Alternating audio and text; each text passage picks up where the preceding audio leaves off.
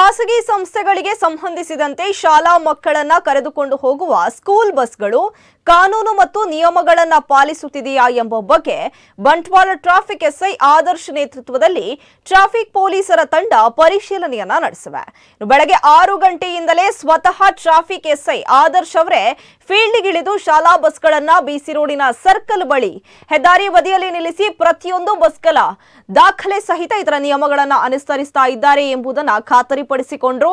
ಕಾನೂನು ಪಾಲಿಸದ ಚಾಲಕರಿಗೆ ಹಾಗೂ ನಿಯಮಾನುಸಾರ ಇಲ್ಲದಿರುವ ಬಸ್ಗಳಿಗೆ ಕೇಸು ಹಾಕಿ ಎಚ್ಚರಿಕೆಯನ್ನ ನೀಡಿದ್ದಾರೆ.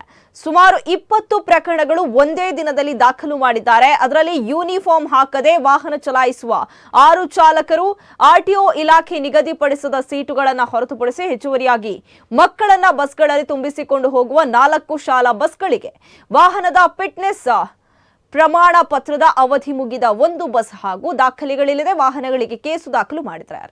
ಇನ್ನು ಶಾಲಾ ಮಕ್ಕಳನ್ನ ಕರೆದುಕೊಂಡು ಹೋಗುವ ವಾಹನಗಳಲ್ಲಿ ಮಕ್ಕಳ ಸುರಕ್ಷತಾ ದೃಷ್ಟಿಯಿಂದ ಇಲಾಖೆಯ ನಿಯಮಗಳನ್ನು ಅಗತ್ಯವಾಗಿ ಪಾಲಿಸಬೇಕಿದೆ.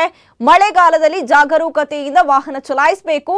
ಚಾಲಕರು ಮುಂಜಾಗ್ರತಾ ಕ್ರಮವನ್ನು ಅನುಸರಿಸಲೇಬೇಕು. ಒಂದು ವೇಳೆ ಕಾನೂನು ಮೀರಿ ನಿಯಮಗಳನ್ನು ಪಾಲಿಸದೆ ವಾಹನ ಚಲಾಯಿಸುವ ಸ್ಕೂಲ್ ಬಸ್ ಹಾಗೂ ಚಾಲಕರ ಮೇಲೆ ನಿರ್ದಾಕ್ಷಿಣ್ಯವಾಗಿ ಕ್ರಮ ಕೈಗೊಳ್ಳಲಾಗುವುದು ಟ್ರಾಫಿಕ್ ಎಸ್ಐ ಆದರ್ಶ ತಿಳಿಸಿದ್ದಾರೆ.